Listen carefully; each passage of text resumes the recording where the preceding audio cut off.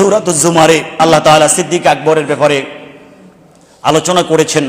সূরাতুল লাইলের মাঝে আল্লাহ সিদ্দিক আকবরের ব্যাপারে অনেক লম্বা আলোচনা করেছেন।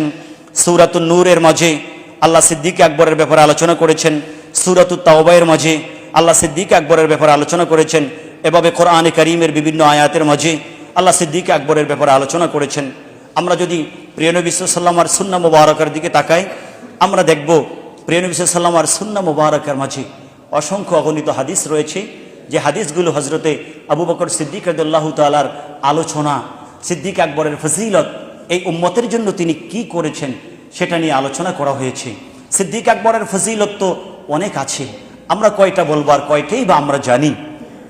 আমরা শুধু একটা বিষয় জানি, এবং যেটা আমাদের দরকার, আমরা যে কোরআনে কারীম তেলাওয়াত করছি, যে কোরআনে কারীম আমরা পড়ছি, সূরাতুল ফাতিহা থেকে আরম্ভ করে সূরাতুন নাস পর্যন্ত, যে কোরআনে কারীমকে আমরা একটা ভলিউমের মাঝে এত সুন্দরভাবে পাচ্ছি। আগে সূরা ফাতিহা, তারপরে সূরাতুল বাকারা, একেবারে শেষের দিকে হচ্ছে সূরাতুন নাস। কোন আয়াতের পরে কোন আয়াতের তারতিব, সবকিছু এত সুন্দর করে এক জায়গার মধ্যে আমরা পাচ্ছি। যিনি আল্লাহর হাবিবের পূর্ব, আল্লাহর হাবিব পাক সাল্লাল্লাহু আলাইহি ওয়াসাল্লাম দুনিয়া থেকে যখন পর্দা করেছেন, আল্লাহর হাবিব পাক সাল্লাল্লাহু আলাইহি ওয়াসাল্লাম দুনিয়া থেকে পর্দা করার আগ পর্যন্ত পবিত্র কোরআনে কারীমকে একটা ভলিউমের মাঝে একসাথ করার সেই প্রেক্ষাপট তৈরি হয় নাই।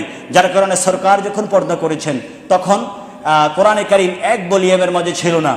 ইয়ামামার যুদ্ধে, রিদ্দার যুদ্ধে, মুসাইলামাতুল কাজ্জাব, যে ইতিহাসের মাঝে সবচেয়ে বড় মিথ্যাবাদী, নিজেকে নবী দাবি করেছে, যেমনটা বর্তমানে আমরা কাছাকাছি সময়ে কয়েক শতাব্দীর মাঝে আমরা দেখতে পাচ্ছি গোলাম আহমদ কাদিয়ানি।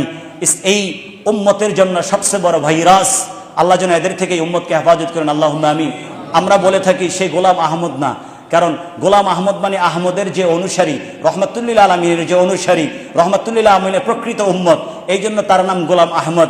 আমরা বলি সে গোলাম আহমদ না, সে হচ্ছে গোলাম শয়তান, সে হচ্ছে গোলাম ইবলিস, সে ইবলিসের গোলাম।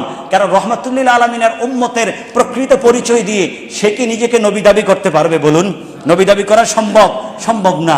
আজকে তারা কাদিয়ানীদের অবস্থা কিন্তু থেমে নাই, তারা দিনের পর দিন বেড়ে যাচ্ছে, দিনের পর দিন তাদের কাজকর্ম বেড়ে যাচ্ছে। বাংলাদেশের বাহিরে সব জায়গায় কাজ হচ্ছে। আমাদেরকে হুঁশিয়ার থাকতে হবে।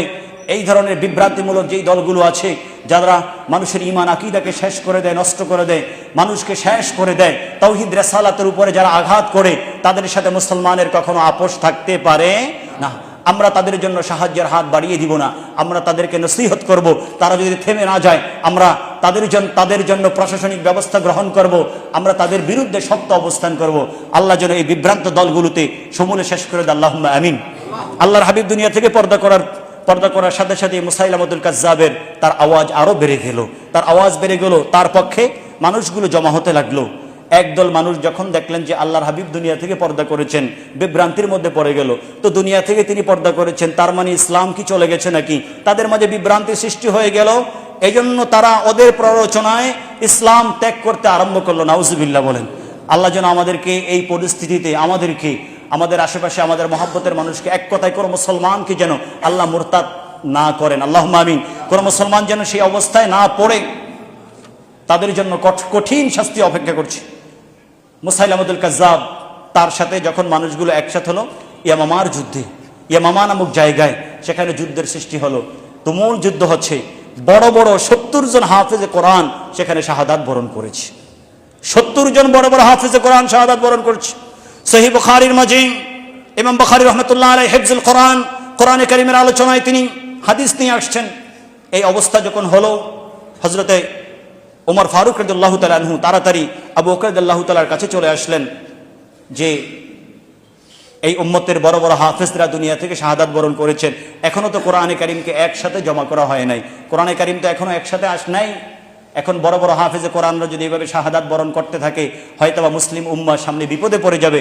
এই জন্য আমি আপনার কাছে অনুরোধ করছি, হে খলিফাতুল মুসলিমিন, কোরআনে কারীমকে যেন এক খণ্ডের মধ্যে নিয়ে আসা হয়, একসাথে যেন নিয়ে আসা হয়। যেখানে লেখা আছে এটা এবং হাফেজে কোরআনদের সিনা, দুইটাকে মিলিয়ে কোরআনে কারীমকে যেন খুব তাড়াতাড়ি করে জমা করা হয়।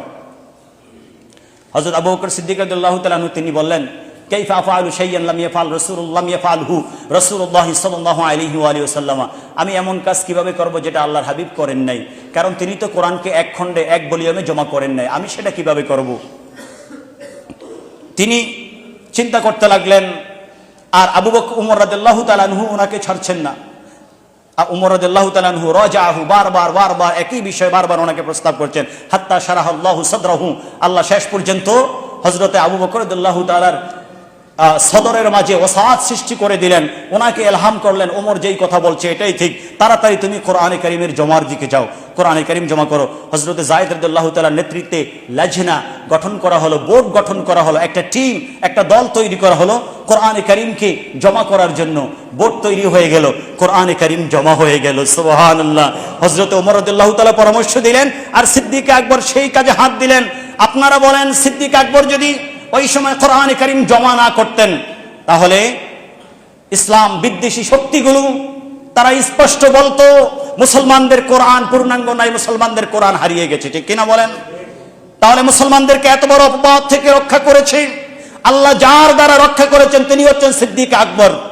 ইসলামের কত উপকার করেছেন তিনি, ইসলামের হেফাজতের জন্য, ইসলামের সুরক্ষার জন্য, কোরআন সুন্নাহর আদর্শকে অটুট রাখার জন্য তিনি সর্বোচ্চ চেষ্টা করেছেন।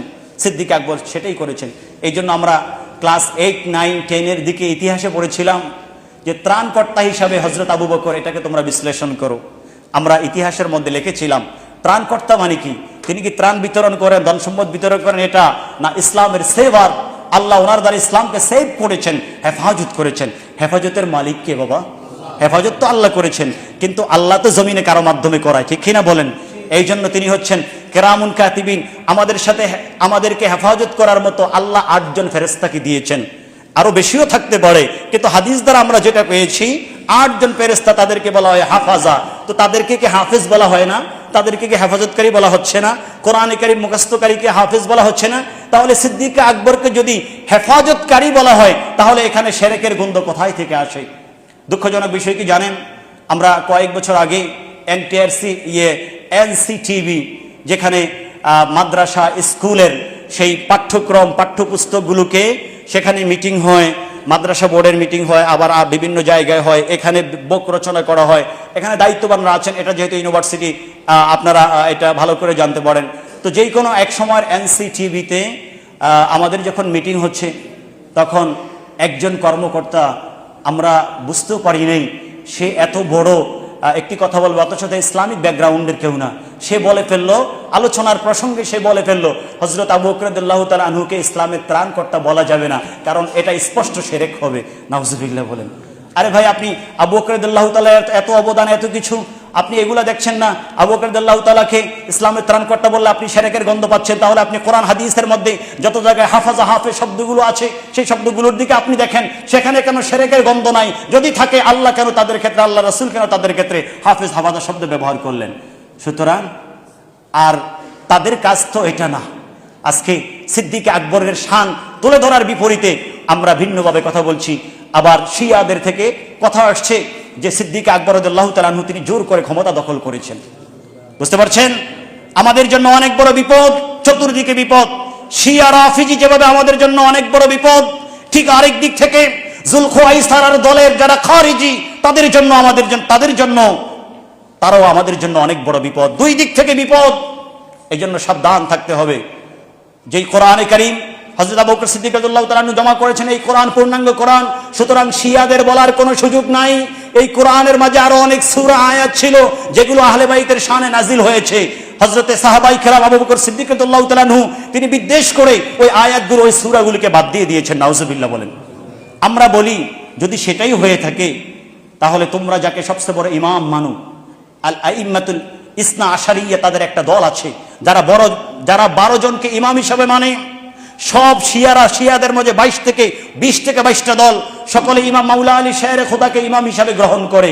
খলিফাতুল মুসলিমিন তিনি তাদেরও ইমাম, তিনি মুসলমানদের, আমাদেরও ইমাম, আহলে সুন্নাতুল জামাতের ইমাম। তো আমরা প্রশ্ন করি, ঠিক আছে, প্রথমে যদি তোমাদের কথার সাথে থাকা হয়, সিদ্দিক আকবর করেন নাই, ওমর করেন নাই, ওসমান করেন নাই। কিন্তু তোমরা যাকে সবচেয়ে বড় ইমাম হিসেবে গ্রহণ করো, মাওলা আলী শেরে খোদা, তিনি যখন খেলাফতের মসনদে বসে গেলেন, চতুর্থ খলিফা, তখন কেন যদি সিদ্দিক আকবর আয়াতগুলো সূরাগুলোকে বাদ দিয়েই থাকেন, তখন তিনি তো খলিফাতুল মুসলিমিন, এটা কি ওনার দায়িত্ব ছিল না ওই আয়াতগুলো আবার কোরআনের মধ্যে প্রবেশ করানো? তিনি কেন করান নাই?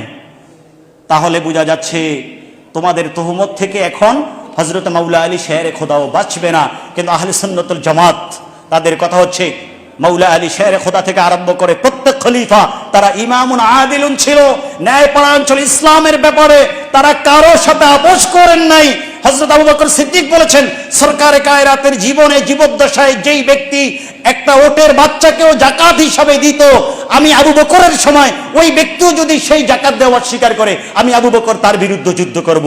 তারপরে ইসলামের কোনো বিষয় নিয়ে কারোর সাথে আমি আবু বকর আপোষ করব না। আপোষহীন সংগ্রাম তারা করে গেছেন। আবু বকর রাদিয়াল্লাহু তাআলা করেছেন, ওমর রাদিয়াল্লাহু তাআলা করেছেন, ওসমান যুন্নুরাইন করেছেন, হযরত মাওলা আলী শেরে খোদা করেছেন, সকলে করেছেন। সুতরাং সাবধান তাদের ব্যাপারে কথা বলার ব্যাপারে। তাদের ব্যাপারে কথা বলতে গেলে নিজেই শেষ হয়ে যাব। আপনারা দেখবেন আপনাদের চট্টগ্রামে অনেক পাহাড় আছে, বিশেষ করে পাথরের পাহাড়ের কাছে আপনারা যখন যাবেন, বা মাটির পাহাড়ি, আপনি যদি পাহাড়ের সাথে জিদ করে আপনার মাথা পাহাড়ের সাথে লাগাতে থাকেন, মাথাকে আঘাত করতে থাকেন, পাহাড়ের কি কোনো ক্ষতি হবে? আপনার মাথা চূর্ণ বিচূর্ণ হয়ে আপনি দুনিয়া থেকে চলে যাবেন, শেষ হয়ে যাবেন। মনে রাখবেন, এই উম্মতে টোটাল উম্মত যাদের কাছে সবচেয়ে বেশি ঋণী তাদের নবীর পরে, তারা হচ্ছেন ইসলামের খলিফা সিদ্দিক আকবর, হযরত ওমর, হযরত ওসমান, হযরতে আলী, মাওলা আলী কারি, মাওলা আলী শের খোদা রাদিয়াল্লাহু তাআলা আনহু। তারপরে 6 মাসের জন্য যিনি খেলাফতের মুসনদে বসেছিলেন, হযরত মাওলা আলী কারি, মাওলা আলী শের খোদা রাদিয়াল্লাহু তাআলা আনহুর বড় সাহেবজাদা হযরত হাসান রাদিয়াল্লাহু তাআলা আনহু। আল্লাহর হাবিব পাক সাল্লাল্লাহু আলাইহি ওয়াসাল্লাম বলেছিলেন, আল খেলাফাতু বাদি 30 সানা, আমার পরে খেলাফত হবে 30 বছরের। ইতিহাস প্রমাণ করছে যখন 29 বছর 6 মাস হয়ে গেল, তখন মাওলা আলী শেরে খোদা তিনি শাহাদাত বরণ করে ফেললেন। এখনো 30 বছরে 6 মাস আছে। ওই সময় হযরত মাওলা আলী শেরে খোদার পরে হযরত হাসান রাদিয়াল্লাহু তাআলা আনহু তিনি খেলাফতের মসনদে বসলেন। মাত্র 6 মাস যখন শেষ হলো, খেলাফতের সময়ও শেষ, আবার আল্লাহর হাবিব পাক সাল্লাল্লাহু আলাইহি ওয়াসাল্লাম ওনাকে নিয়ে যখন মিম্বরে উঠলেন, ছোট্টবেলার আলোচনা, সহিহ বুখারী মুসলিম সব জায়গার আলোচনা, তিনি বললেন, ইন্না ইবনি হাদা সাইয়্যিদুন, এই দেখো আমার কোলে আমার যে সন্তান হযরত হাসান, সে সাইয়্যিদ, এই উম্মতের নেতৃত্ব দিবে এক সময়। সায়াসলাহু বি বাইনা তাইফাতাইন আযীমাতাইন মিনাল মুসলিমিন, এক সময় মুসলমানদের বড় দুইটি দলের মাঝে আল্লাহ তার মাঝে মীমাংসা করে দিবেন, তার মাঝে রক্তপাত বন্ধ হবে। 6 মাস যখন তিনি খেলাফতে ছিলেন, তারপরে হযরতে আমিরে মুআবিয়া রাদিয়াল্লাহু তাআলা আনহুর কাছে তিনি খেলাফত ছেড়ে দিলেন। এই জন্য আবু বকর রাদিয়াল্লাহু, ওমর রাদিয়াল্লাহু তাআলা, উসমান রাদিয়াল্লাহু তাআলা আনহু, মাওলা আলী শেরে খোদা 29 বছর 6 মাস, আর 6 মাস যিনি খেলাফতের দায়িত্ব পালন করেছেন তিনি হচ্ছেন হযরত হাসান রাদিয়াল্লাহু তাআলা আনহু। যাই হোক, আল্লাহ রাব্বুল আলামিন যেন আমাদেরকে সাহাবায়ে কেরামের জীবন আদর্শ বুঝার তৌফিক দান করেন। তাদের জীবন আদর্শ পড়ে পড়ে আমাদের জীবনে সেটাকে যেন আমরা অ্যাপ্লাই করতে পারি, আমরা যেন তাদের নকশ কদম, ফুট স্টেপ অনুসরণ করে আমরা যেন আমাদের জীবনকে পরিচালনা করতে পারি। আল্লাহ যেন তৌফিক দান করেন, আমিন।